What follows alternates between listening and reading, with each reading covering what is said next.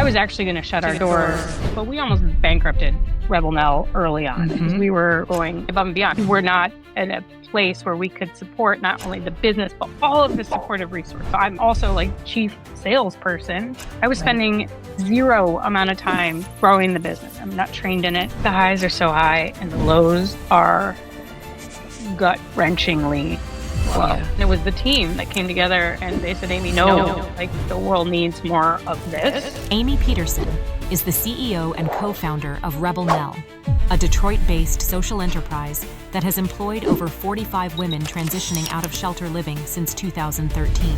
We need to keep this business alive. Everybody who starts a social enterprise is an empath. I'm willing to be confident in that statement. We take it all on, and it's a lot. If we don't have a business, we can't help anybody. You have to run it like a business.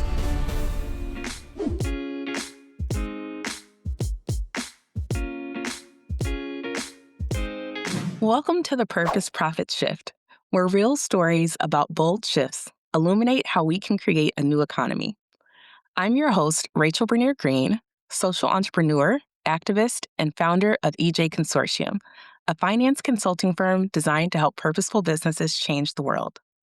Today's guest took one of the boldest pivots I've ever seen, from corporate attorney working in professional sports law to co-founding a social enterprise that transforms lives through partially jewelry made from graffiti.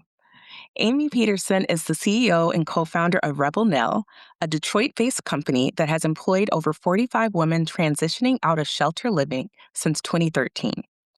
But here's what makes her story essential for today's conversation. Rebel Nell isn't just surviving, it's thriving, partnering with Fortune 100 companies and proving that a business rooted in deep social impact can be financially sustainable and scalable. Amy's also the architect behind multiple community spaces and a nonprofit, all driven by one question: how do we create meaningful change that actually lasts? So let's dive in. Amy, thank you so much for being here. Thank you for having me. That was an amazing intro. I'm grateful. Thank you. I love doing, intros on the podcast because very rarely, I think, do we hear our entire story kind of boiled down into one piece. And when you think of it that way, instead of it happening over years and years of hard work, it's kind of nice to pat yourself on the back that way, I think. Yeah, we don't celebrate the good moments. I don't know why, but that's the way we're wired. And so you're right. It's nice to pause and, but yeah, I have done a lot. Yeah.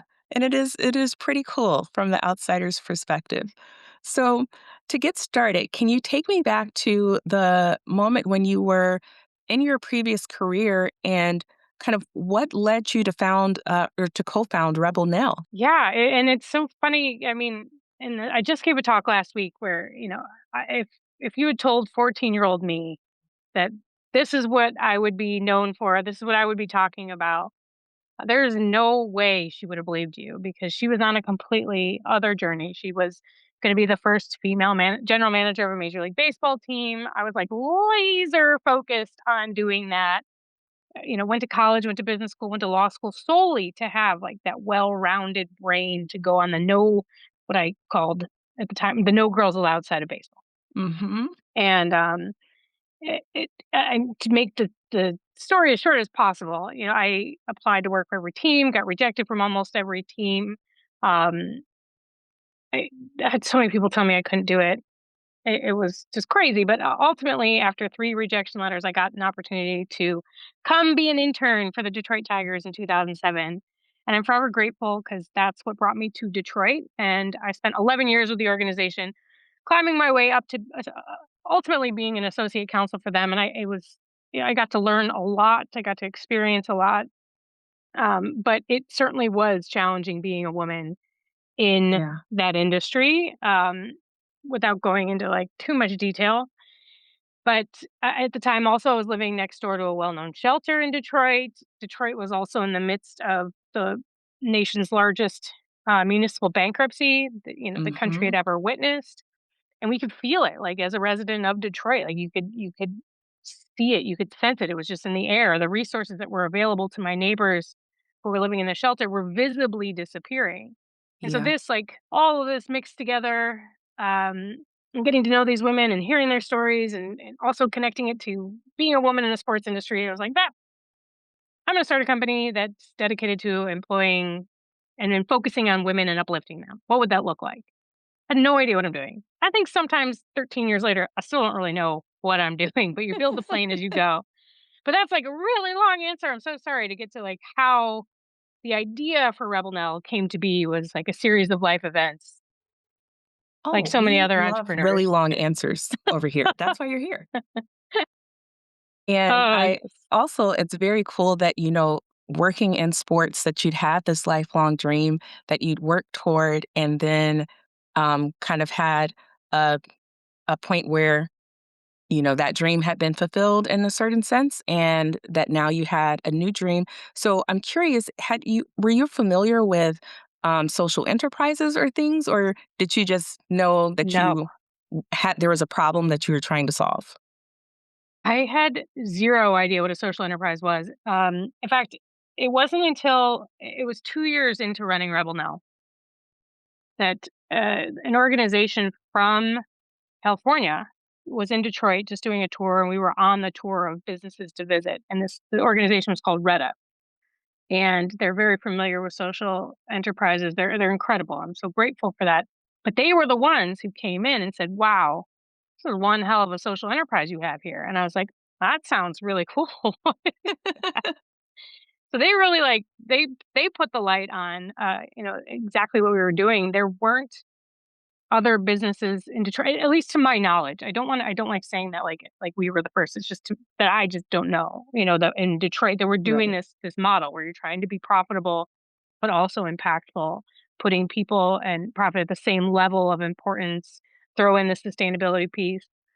There were other nonprofits doing this work, but to be a Right. social impact business, I didn't know of any. So I really had no idea what I was doing. But yeah, and I think, you bring up a really good point that I don't think a lot of people talk about is those moments of the pivot. It's easy to tell my synopsis here of, well, it just always seems so cut and dry when you retell the story, but it wasn't. Right. It was a really difficult decision leaving something that I had worked so hard to be in and going over. People always want to know when is that right time. I think it really boils down to your gut and knowing, like, Yeah. be smart about it, right? If you can save, save. You're not going to make money being an entrepreneur. Certainly not a social entrepreneur, at least not immediately. So if you can be smart about it, be smart about it. But it took me 2 years really to finally take the leap of soul searching, right? Yeah. And listening And to that inner tug when I was like trying to quiet it. Like, it was like, when that's all I wanted to do, like, I was like, "I just wanna try Rebel Now, go all in," but I was like, "I shouldn't, I can't. I'm supposed to be in baseball. I worked too hard to get here." right. So, yeah, sometimes I amaze myself retelling the story, like, "I can't believe I did that." Actually took the leap. Yeah, there's a lot of security for that.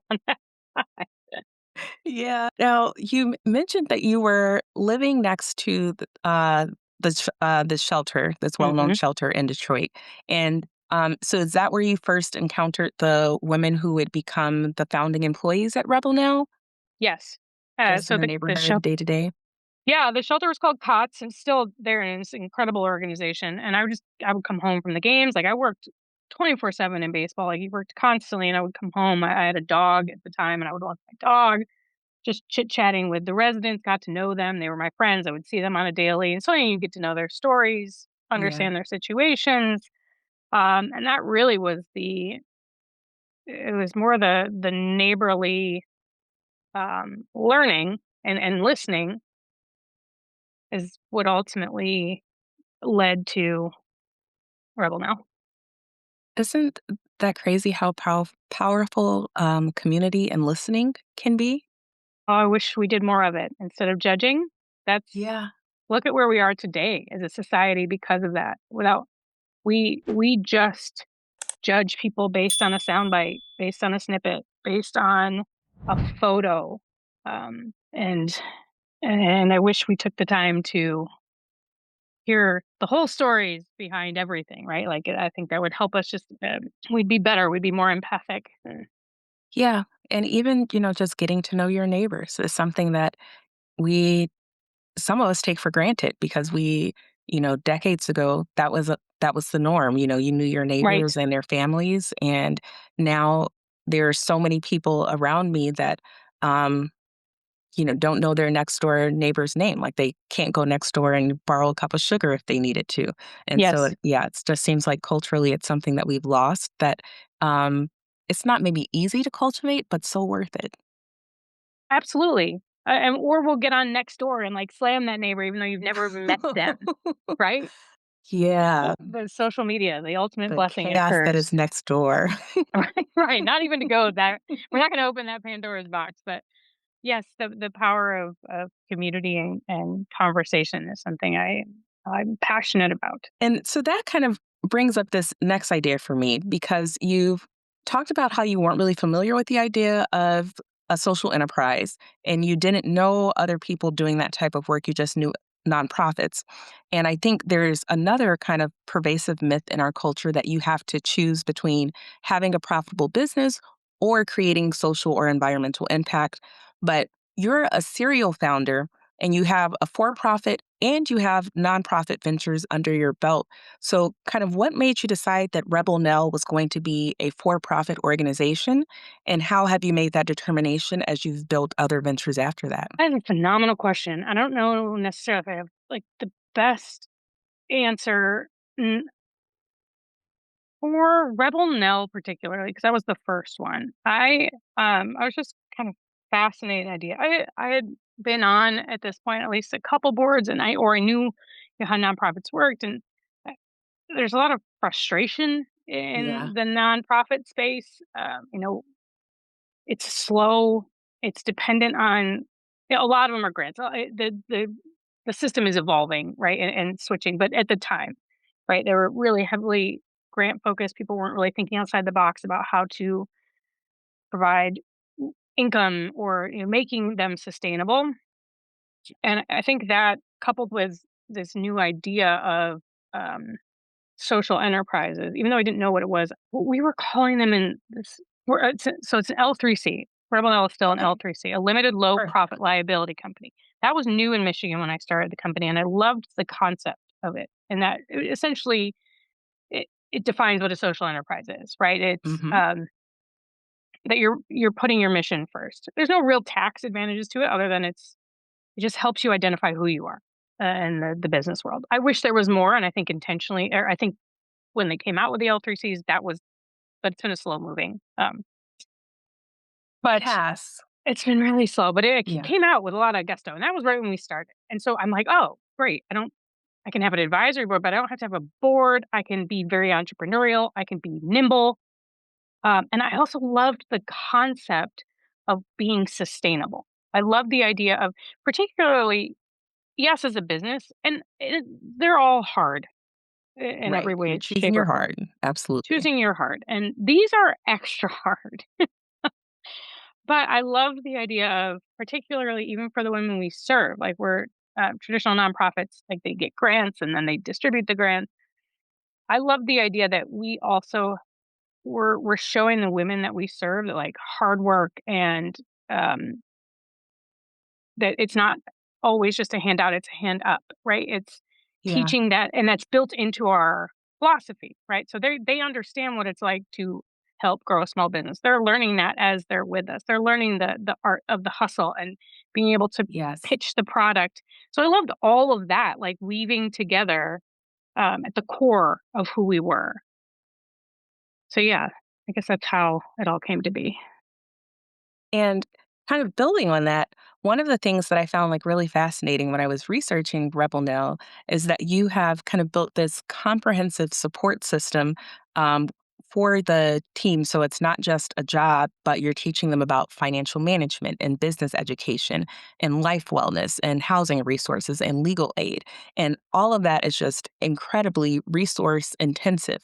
So, kind of, how did you decide what you wanted to provide directly versus what you wanted to outsource?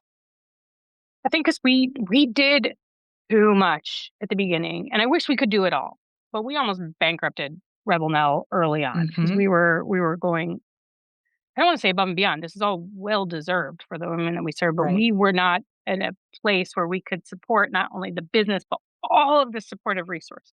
And that is for a whole other podcast. Like that is like what we The were mission was doing. outpacing the Oh, profit that's needed to sustain yes. the mission at that level if you're doing all the things. And when I think of like 2016 was a really, really, really tough year for us. Our women had a lot of stuff going on. Um, we were acting as like the caseworkers, and we have no experience doing this. We Yeah. were funding and helping support all of the challenges that they were, we were trying to address. We were relocating families to get them out of the gang life. Like it was what small business does. Yeah. And that's when we almost shuttered our and as the CEO, I'm also like chief salesperson. I was Right. spending 0 amount of time growing the business. It was all trying to solve all these situations that I had no business solving. I'm not trained in it. So that was a really, really, really tough year for us because we had very low sales. We had a lot of challenges that our women were faced with, and that was almost the end of us. And that's when we realized, like, I was actually going to shut our doors, and then it was the team that came together and they said, "Amy, no, like the world needs more of this. We need to keep this business alive. We need to show them that we can do this." And I was like, "Well, we've got to figure something out because this isn't going to work." So that's when we actually kind of spun off all the supportive services and we housed them in T, which is the nonprofit. And again, I credit Right. Reddit with a lot of guidance during this time because how a lot of social enterprises work. They're either has a nonprofit partner or they have like an arm. There was nothing in Detroit that was doing what we were doing. It like served as a bridge between the participant and the workforce development partner, which Hmm. we were.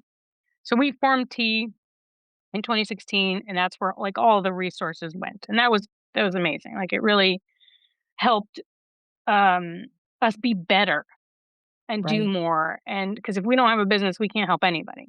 Exactly. I have that conversation with people all the time that, Yes, yeah, we often, when we are social entrepreneurs, are so caught in the mission and so yes, personally entangled in it yes. that we don't realize that the I always say that social enterprises have more to lose because we have the business to lose, but we also have the impact to lose. Right. And you have to run it like a business.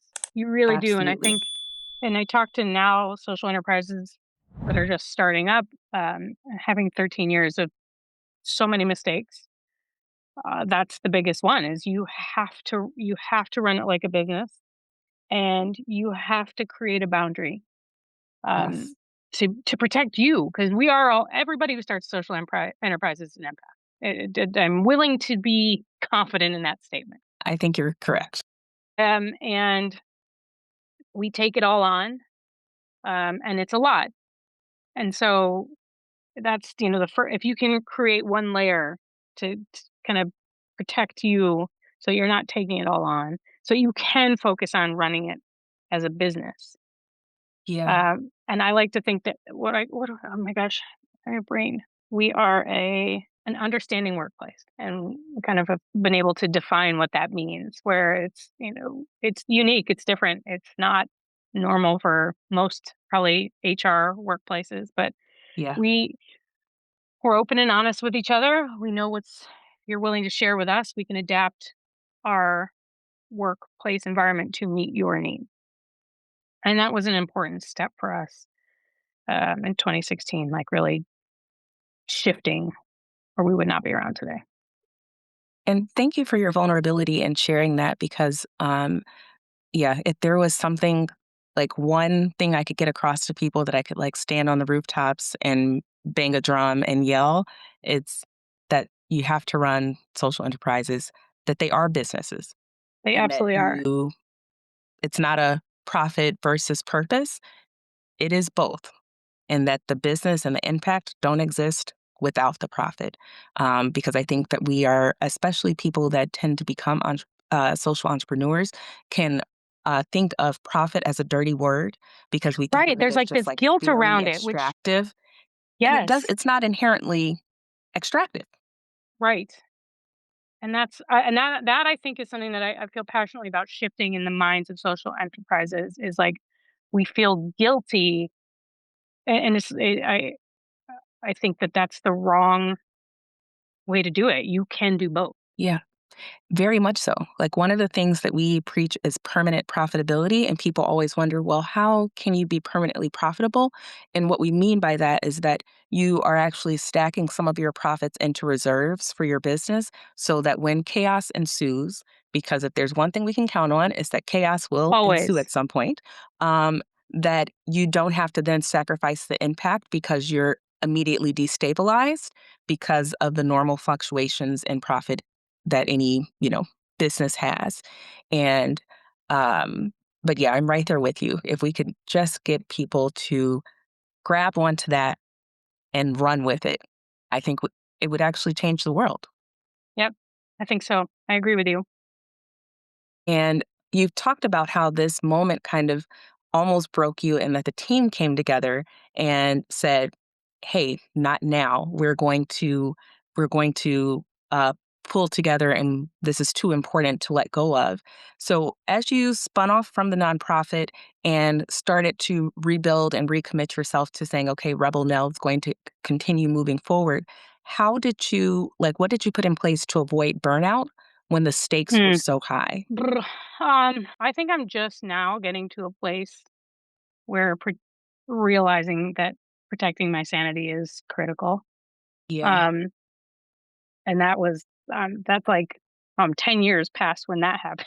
That I think there's been so many breaking points throughout this journey. And when I'm really like honestly, this conversation is like causing me to reflect of like, damn, made it through a Yeah. lot. Yeah. Um, and I think at this point, now I'm heading into year 13. You take the highs and lows with like you're just like this now. Like if I've figured it out this far, I'm now at a point where I trust the universe. I have to.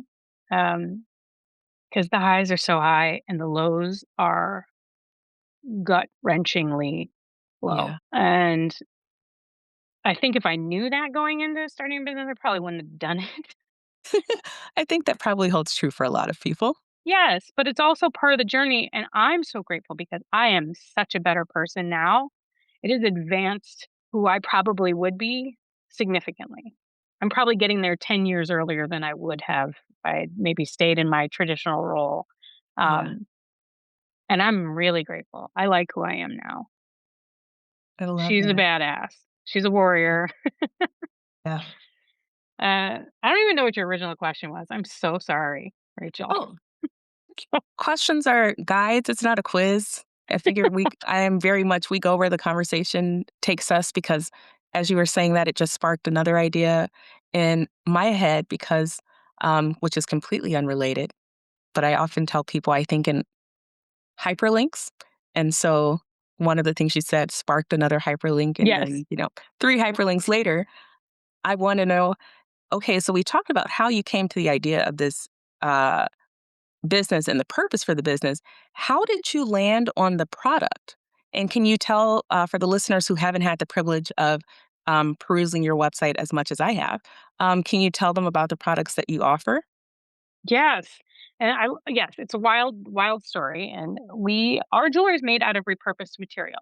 We started Yes. with graffiti. That was what launched us, and we still are known for graffiti, jewelry. It's an abundant local resource here in the city.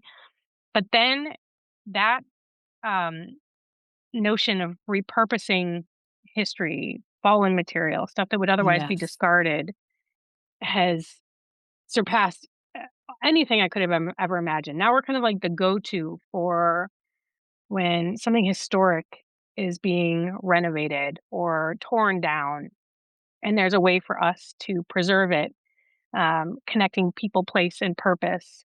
I Yes. love what we do. I love finding these materials and finding ways to tell the story and seeing people light up when it's like a memory that is triggered for them and they get to own a piece of this history. So we have yes, we started with graffiti. We still do a lot of that, but from when they were tearing down the Palace of Auburn Hills where the Pistons played for years in so many concerts, or the Joe Louis Arena, or material from the different dugouts from different major league ballparks. So we're always looking for cool, new, iconic stuff to repurpose. If you guys have any ideas, please send them our way. Oh, Um, that I do. okay, good. And we do a Yes. lot of custom work, so You do it's really fun. corporate gifting, Corporate gifting's which was huge for really us. cool. We are like I always say, if you're looking for that, tchotchke from China, that's not us, like the cheap plastic chip bags, chip clips. But if you're looking for like that meaningful, impactful gift, maybe it's a milestone or an anniversary, something you Mhm. really want to commemorate, a special occasion, we are a home run. Like we everything we have it all, and that's been really great for us to be able to explore that more. And now we do team building, so we're trying to even this year I was just talking about with my team.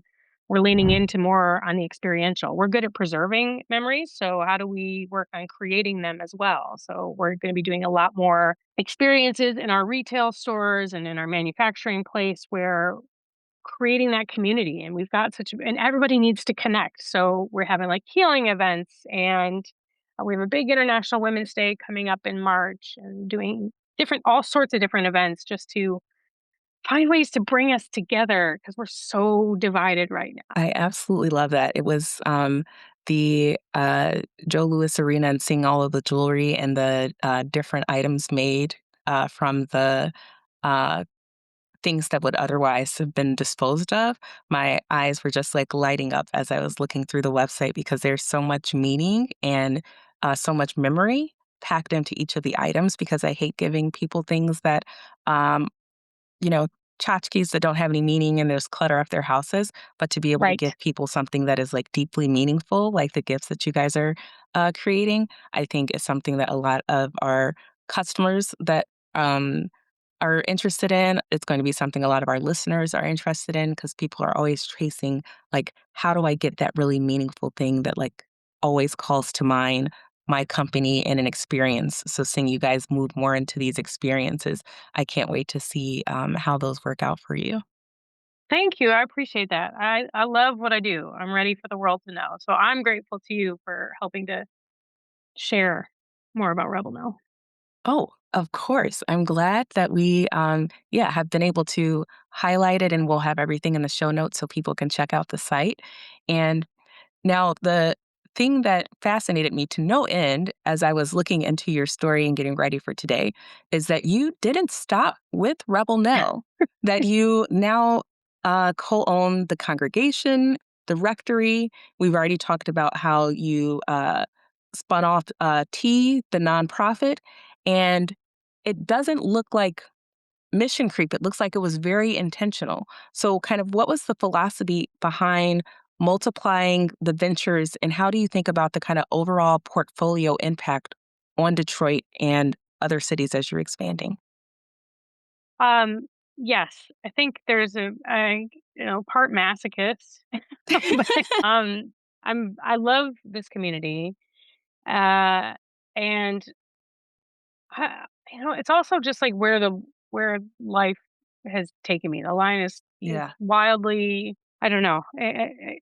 Again, like I didn't see myself doing this. I didn't like then start right. Rebel Nell and be like, okay, I'm gonna open a coffee shop in an abandoned church in minus 10 years now. It's all been a result of just being a part of this community, listening to people, what people want, what we need. I live. The congregation came to be because I live in an amazing neighborhood in Detroit, in the Boston Edison neighborhood, and we had just as a result of the city history, that was the epicenter for the '67 rebellion that happened, and a lot of the businesses burned, and so there hadn't been a Yeah, business over there in 50 years, and there was no place to meet our neighbors, and there's an incredible neighborhood over there, like so many people that have multi generations have been in Detroit, and so how do we bring people together? There was an abandoned church there. It took us 4.5 years to renovate it, but now it is kind of a staple in the city for being a place to go for community connection and coffee. And I'm really proud of that. And then that led to directory because again, we put out a survey to our neighbors. What do they want? Walkable pizza place was the next. So we renovated the rectory, which is next door to the congregation, and that just opened in October. So just trying. Congrats. I didn't Thanks. realize that was so recent. Yes. So definitely you're always keeping busy, and it's just so heartwarming to hear how everything that you're working on started with community, that it was rooted in listening to people and actually solving problems. Because I think a lot of entrepreneurs, they jump into entrepreneurship because they love to do something or they Hmm. love to create something instead of having a pressing problem that they're trying to solve. And it really makes a difference when you go about it the other way. Right. So, Thank you. I appreciate that. Like oh, it's not easy, you're but yes, welcome. it is important, and I think these are the hardest business models to prove. But I'm dying on this hill. So, on that note, are the congregation and the rectory, are they similar models to Rebel Nell, or are they nonprofits? No, similar community based models, profit and people focused. We hire a lot from our community. Majority of the people that actually everyone we hire is lives within the city, or I don't want to say 100%. That's not accurate, but I think it's pretty close to that number. But hiring from the community is really important to us. We source as much from Detroit vendors as we can, um, and just making it more. Just more options that are walkable is so important to growing neighborhoods and economic development in those neighborhoods as well. Yeah. This is the first podcast that I've recorded where I'm like, I should have made this a road trip. 'Cause Like, I'm just in Chicago. And so I'm just like, I need to take a trip to Detroit. I got an idea. Why don't you come in and we can do like a follow up? I I hope you're serious because I I'm dead absolutely, serious. I'm dead yes. serious. You can even stay with me if you want. I have space. Yes. That's Detroit is Okay, not a far drive done at and all. done. No, it's 4 hours. Just Yeah. don't hit traffic. Well, I at this point in Chicago, I am giving up the idea of not hitting traffic. I just try to bake in the extra time because Fair enough. yeah, you every hour of the day, I feel like there is traffic somewhere. And I'm always like, where are all of these people going right now? I feel like I don't know. I Sometimes I don't know feel like either. Chicago amazes me. it does. I'm absolutely in love with the city. And I know that people from Detroit feel the absolute same about Detroit. And I have, Yes. yeah, family there, but don't get up there often enough. Well, now you have multiple reasons. Yes, I do. Oh, yeah, I have light bulbs popping off in my head. I'm so excited. Definitely. I really hope you take me up on it. It would be fun. Yes, it would. So, one of the questions I've been meaning to ask you is so you have these multiple ventures, and even though you helped found them, are you actively running all of these, or did you kind of bring in other people to run different ventures so you're focusing on certain areas? But kind of how did you approach that? Yeah, I think there's no way I could really run all of them. With the rectory and the congregation, we have an equity partner, operations partner, Betsy, who's incredible, and she's running them on the day to day. I'm still very much running Rebel now. That is my majority of my time and energy trying to grow and scale that enterprise. But I'm so grateful for the team that I have because it allows me to do what I believe I'm pretty good is having, like, the vision, right? Hmm. I'm good at seeing what it can be. I need help with the vision. Yeah.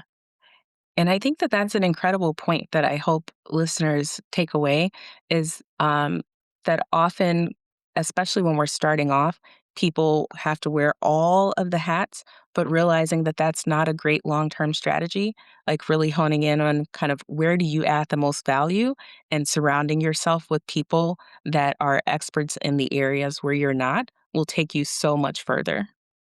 Yeah, and we've seen it time and time again, and sometimes it's really hard to let go as a Yeah. founder, and that's one of the biggest things you can start working on. Things I always remind myself is, delegate and elevate. Yes. Um, I think that's so important, and we've seen it. our revenue grows, the more I let go of. And that's sometimes hard to just process, right? Because you are in charge of everything, but you have to trust your people. I believe wholeheartedly in the 80% rule. You have to let go. Hmm. No one's going to do it as good as you. There's no one. So if they can do it 80% as good as you would do it, let go and let That's a God. win. It's a win. It's a win. Um, and then you focus on growing. Now you will have moments where you have to come back, or maybe an employee leaves and you got to jump back in for a little bit. But and that's Yes. okay. That will happen. That doesn't derail you. But as long as you keep reminding yourself, delegate, and elevate. Like I gotta eventually get out of this Yeah. because you can. Otherwise, you can. That was me in like post COVID. My gosh, I started to spiral back in, and we saw Hmm. the revenue fall, even though I was doing everything. Um, and then I started saying to myself afterwards, okay, I gotta start getting back up to making the bigger decisions, trying to Yes. bring in the bigger deals. That's the important part. Yeah. And you talked a little bit about this, about kind of um, some of the things that you would do differently. But if you could go back to when you were first starting Rebel Nell, what is the biggest thing that you would have done differently? I would have hired an accountant early. That's a I'm big one. biased, but absolutely agree with that one. Yes, and I'll tell you why. We're all scrappy. We all bootstrap. Unless you have the knowledge, right? Unless you're a CPA or Yeah. trained, we all try and do QuickBooks on our own, and inevitably you screw it up. So my argument is you're going to have to pay somebody to fix all the mistakes that you made. You might as well get them early. What else? Failing is part of growing. Yes. I agree. And the earlier you can learn that, instead of looking at life as a bunch of, I just posted this on my LinkedIn too, because it really hit for me. Something along the lines of, if you look at life as a series of experiences versus challenges or obstacles or failures, everything is just a little bit easier, right? And that's Yeah. exactly what it is. You're learning, even when you're bottoming out, you're learning, and you will hopefully not do the same thing again, or that is going to Right. make you so much stronger. You just have to tell yourself in the moment you'll get through this too. Yeah.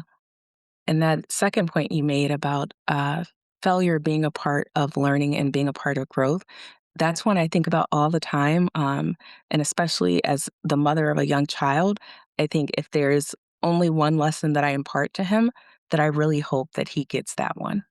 Yes, Yeah, same. because it's incredibly hard to teach it. It's incredibly hard to model it, but it is Mhm. so important.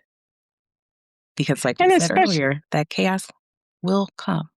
it will. And I think it's really important to instill it in your kids. I have a 10-year-old, and I it's so much of the. I think it's harder now because we're flooded with false images of Yeah, success.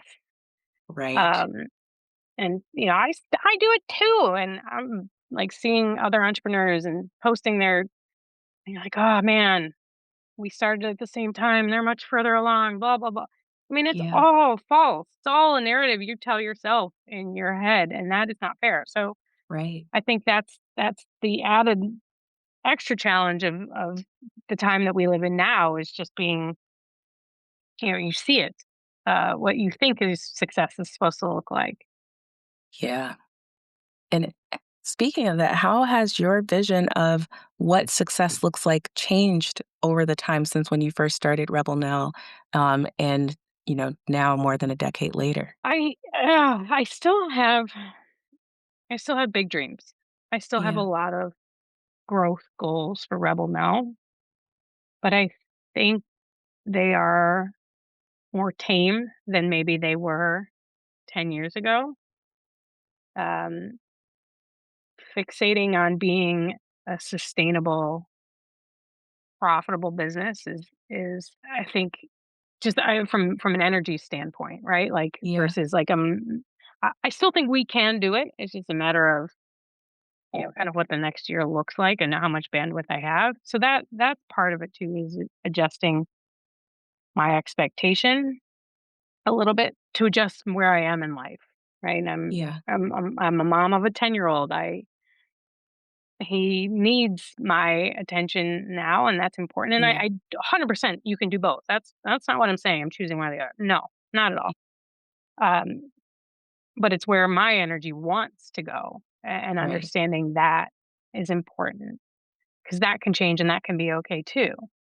Hmm. Uh, so I'm figuring it out, like that duality of what do I want? Do I want to be a nationally recognized badass brand that's like up there with Kendra Scott? Maybe I still want that. Or do I want it to be a little more like a little bit smaller? I don't know. I'm gonna figure that out. Yeah, that's a huge question to wrestle with. There's this book I love called Small Giants that kind of Yes. goes through that talks about that because making the decision of how big you is big enough for you. Most of the time, people just say, "I just want to get bigger," and we're just going to grow and Yes. grow and grow. And Bigger's not always better. And yeah, everyone told me that, but I had to experience it on my own. Like we've downsized quite a bit since where we were trying to go to. Um, and now we're kind of scaling back up because we failed, learned a lot. yeah, And everyone's on their own journey. I mean, I yes. could look at someone else on this podcast and tell them the same thing, but they're going to do you have to do it. You have to know. Everyone's going to try and go big, but you learn in your own time. You do. I met this investor one time, and he told me that he never invested in first-time founders, and because he believed that there's some things that you only learn by starting a business and failing at that business to the point where you have to close the doors. And Yep, he said that the coachability rates just like drastically increase when somebody has had a previous failure. And he said, and the things that, they have learned, they take to heart in a deeper way than if they had just learned it, from an academic perspective. And absolutely. I was very offended by this man when he when he told me this. But as I continued living, I'm learning that there was uh a lot of wisdom in that. Absolutely. I agree with him. Or somebody, I think if I was in those shoes, I would certainly look for someone who's at least been around, more than 5 years. I don't necessarily know that they have to be in their second company yet, but that's But enough they've time to had the fail time quite a to bit. learn. Yeah. Yes.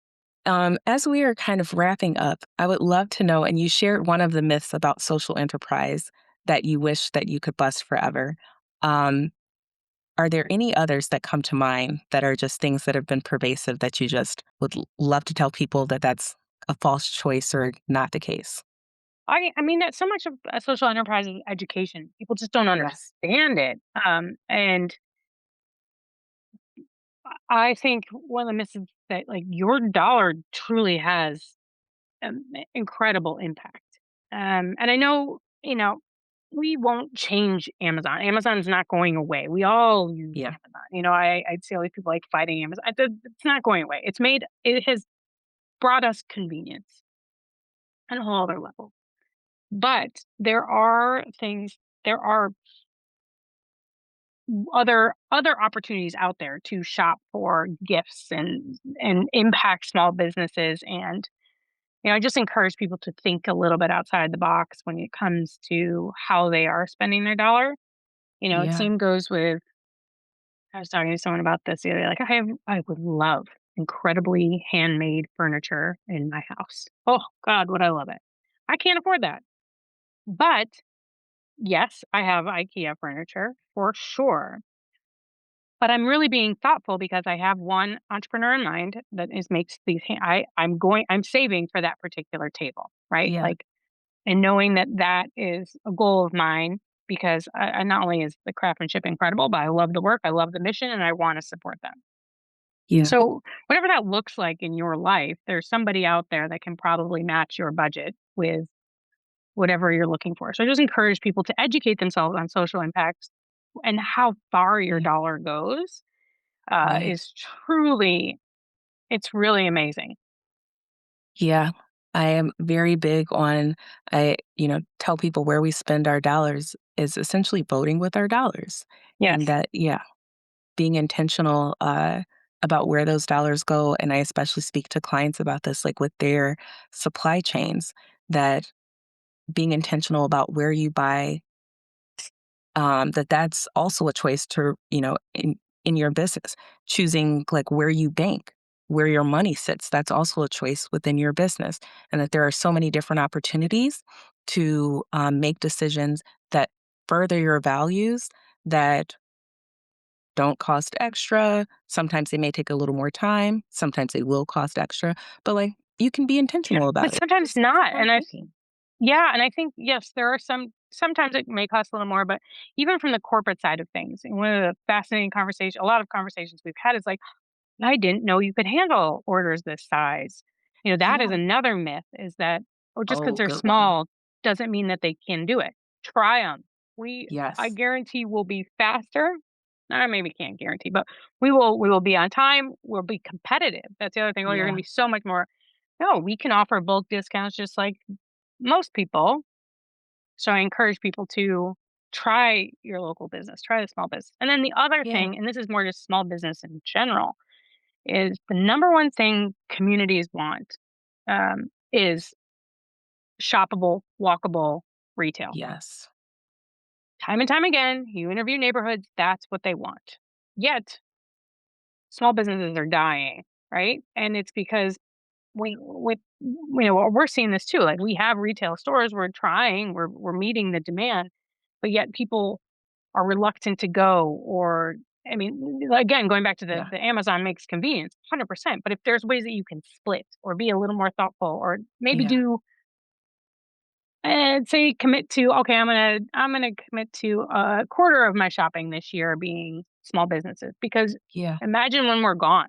That's Right. Then it becomes another sad abandoned downtown again. Yeah.